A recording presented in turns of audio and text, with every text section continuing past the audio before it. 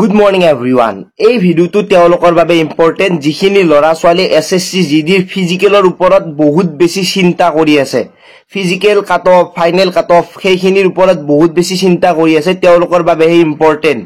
যদিহে আপোনালোকে বহুত বেছি জানে বা আপোনালোকে সকলোবোৰ জ্ঞাত, তেতিয়াহলে এই ভিডিওটো চাই আপোনালোকে টাইম ওয়েষ্ট কৰিব নালাগে বা আপোনালোকে কমেন্টত আহি ক'ব নালাগে যে এইটো কি কথা হ'ল বা এইটো কি ভিডিও হ'ল। সেই কাৰণে আগতীয়াকে কৈছো আপোনালোকৰ বাবে এই ভিডিওটো নহয়, যিখিনিয়ে মানে বহুত বেছি জানাৰ চেষ্টা কৰি আছে তেওঁলোকৰ বাবে হে ইম্পৰ্টেন্ট। সকলোতকৈ ডাঙৰ আপডেটটো হ'ল ফিজিকেল টেষ্টৰ বাবে RFID ৰেডিঅ' ফ্ৰিকুৱেন্সি আইডেন্টিফিকেশন। মানে কথাটো হ'ল কি, এই যিটো বস্তু, এই বস্তুটো লগাই দিয়াৰ লগে লগে যদি 100টা লৰাৰ 70টা পাছ কৰি আছিলে, এতিয়া 50টা পাছ কৰিব।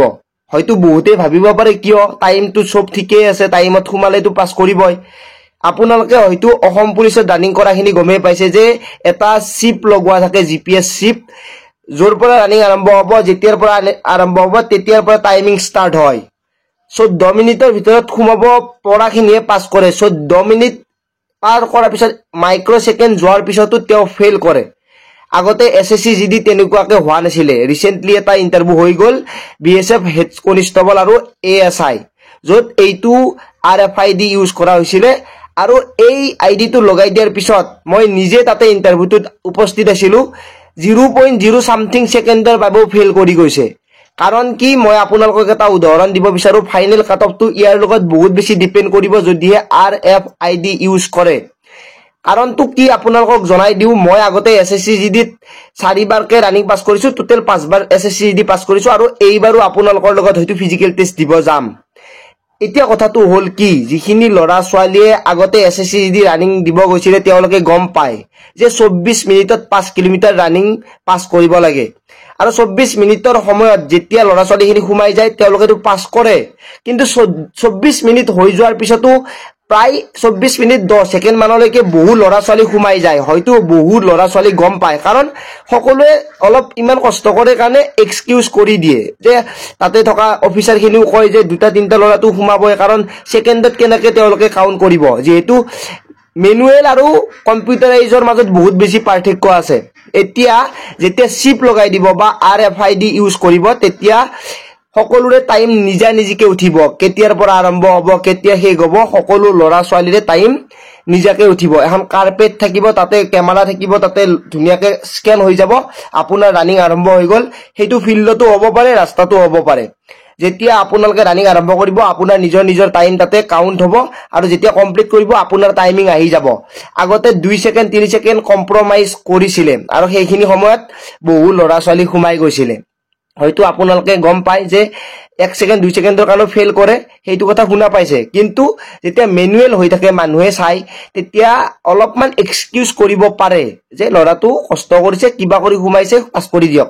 তেনেকে 2-3 জন 5 জন প্ৰতিটো গ্ৰুপতে থাকে। এতিয়া যেতিয়া টাইমিং আৰম্ভ হ'ব নিজৰ, তেতিয়া কাকো কোনো এক্সকিউজ কৰিব নোৱাৰে, কাৰণ এখন নিজৰ ৰানিং স্লিপ ওলাই আহিব। সেই স্লিপত যদি আপোনালোকৰ 24 মিনিটৰ ভিতৰত সোমাইছে, তেতিয়াহে আপুনি পাছ কৰিব, আদাৰৱাইজ আপুনি ফেইল বুলি ঘোষণা কৰিব। লাগিলে আপুনি 24 মিনিট 0.0 মাইক্ৰ সেকেন্ডত সোমাওক, মানে আপোনাৰ যদি পাৰ হৈ গৈছে, আপুনি তথাপিও ফেইল বুলি ঘোষণা কৰিব। সেই কাৰণে কৈছো, যদি RFID লগাই তেতিয়াহলে বহু ক্ষেত্ৰত লৰা ছোৱালীৰ এটা মেন্টেলি প্ৰেছাৰ থাকিব টাইমিঙৰ ওপৰত। আৰু লগতে টাইমিংটো এনেও বহুত বেছি ইম্পৰ্টেন্ট, কিন্তু যেতিয়া অলপমান টানাটানি হয় যে 24 মিনিটত কিবা কৰি সোমাই আছো, সেই বস্তুটো অলপমান ইম্প্ৰুভ কৰিব লাগিব। এতিয়া যিখিনি লৰা ছোৱালী কম নাম্বাৰ পোৱাৰ কাৰণে তেওঁলোকে ভাবি আছিলে যে মই ফিজিকেল দিব নাযাওঁ, কাট অফ কম যাব নে বেছি যাব, মনত এটা কনফিউজন।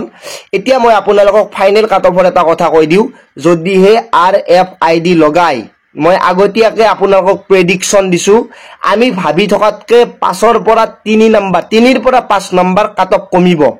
যদি আমি ভাবি আছো 80 কাট অফ যাব, তেতিয়াহলে 75ৰ কাট অফত চুব আহিব মানে আপোনালোকক মই 110% গ্যাৰান্টি দি ক'ব পাৰো যদিহে RFID ইউজ কৰে SSCD ৰানিঙত তেতিয়াহলে প্ৰতিটো কাষ্টৰে আৰু 2-3 নম্বৰ কাট অফ কমি যাব ফাইনেল মেৰিট লিষ্টত আপুনি যদি ভাবি আছিলে ইমান যাব তাতকে 2-3 নম্বৰ 110% কম যাব আপুনি ৰেকৰ্ডিংটো আপোনাৰ স্ক্ৰিন ৰেকৰ্ডিং কৰি ল'ব পাৰে যদিহে মিছা কৈছো আপোনালোকে ভাবি ল'ব যে চেনেলটো আনসাবস্ক্ৰাইব কৰি দিম এইখিনিতে মই এইখিনি কথা কৈ থলো যদিহে RFID ইউজ কৰে 110% আপুনি ভাবাতকে 2-3 নম্বৰ কাট অফ কম যাব সেই কাৰণে মই আপোনালোকক কলো যদিহে ৰানিং কৰা নাই ৰানিং কৰক বেছি সময় হাতত নাই যদি নটিফিকেশনখন 100% ৰিয়েল হয় তেতিয়াহলে মাত্ৰ 20 দিন সময় আছে এই 20 দিনৰ ভিতৰত আপোনালোকে ৰানিং কমপ্লিট কৰিবলৈ ট্ৰাই কৰক যাৰ 20-22 মিনিট বা 23 মিনিটত সোমাই আছে তেওঁলোকে চিন্তা কৰিব নালাগে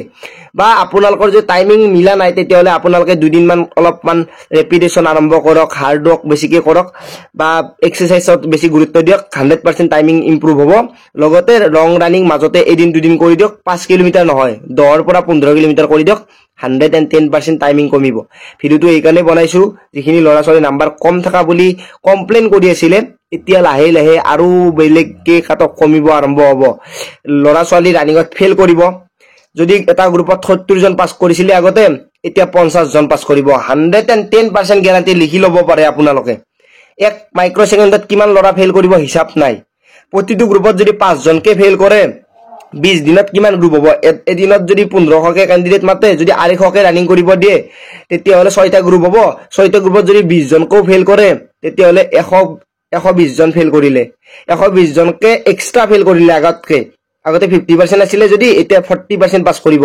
40% পাস কৰাৰ লগে লগে কিমানখিনি ক্যালকুলেশন কমি যাব আপোনালোকে এবাৰ ভাবক বেলেগ নকও আপুনি আপোনাৰ বাবে 100% টো দিয়ক যাৰ টাইমিং মিলা নাছিলে তেওঁলোকে 110% লগাই এইকেদিন প্ৰেক্টিস কৰক জানো আপোনালোকে পাস কৰিব পাৰে আৰু টাইমিংৰ ভিতৰত আহিব পাৰে কাৰণ এতিয়া 1 মাইক্ৰ সেকেন্ডো বেছি হ'ব বাৰে আপোনালোকৰ বাবে জীৱনত বহুত বেছি প্ৰবলেম সেই কাৰণে কৈছো ভিডিওটো সকলোৱে শেয়াৰ কৰক আজিলৈ মানে পুনৰ লগ পাম মই জিতুমণি জয় আই অসম।